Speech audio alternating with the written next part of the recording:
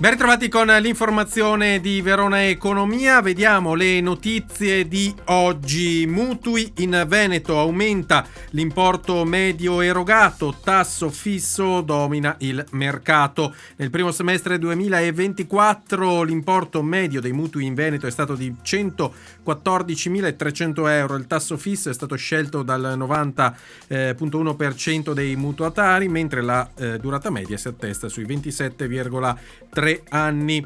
Nel corso del primo semestre 2024 il mercato dei mutui ipotecari in Veneto ha mostrato segnali di crescita e stabilizzazione. Chiron Partner, società del gruppo Tecnocasa, ha condotto un'analisi dettagliata sui finanziamenti erogati attraverso le sue agenzie, delineando un quadro interessante sulle finalità del mutuo, tipologia di tasso scelto, durata del finanziamento e importo medio erogato.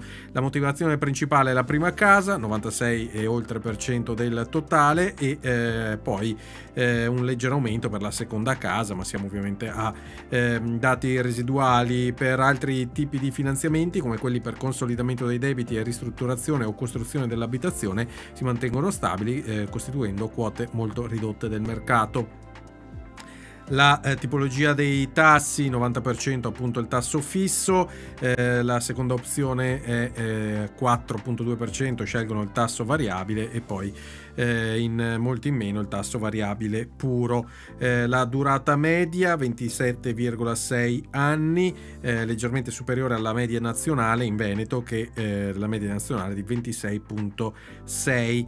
Una lieve contrazione, il semestre precedente era 27,4 la durata, e trovate insomma tutti i dati qui all'interno dell'articolo su veronaeconomia.it. Ancora, Phoenix Capital inaugura Phoenix AI Program, l'intelligenza artificiale al servizio delle imprese, con l'obiettivo di colmare il gap italiano nell'adozione dell'intelligenza artificiale. Phoenix lancia un programma innovativo mediante le sue risorse e premiante per le sue risorse, destinazione Silicon Valley per i migliori progetti. Trovate anche qui l'approfondimento su veronaeconomia.it. Ancora notizie dal settore agroalimentare. Il distretto lattiero caseario del Veneto ottiene 13,8 milioni dal Ministero. Il distretto si è classificato al secondo posto sui 56 progetti presentati a livello nazionale nell'ambito del bando ministeriale Distretti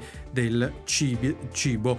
L'assessore regionale all'agricoltura Caner commenta il riconoscimento che conferma quanto le imprese agricole venete lavorano insieme con progettualità e sinergia e riescono a ottenere risultati straordinari.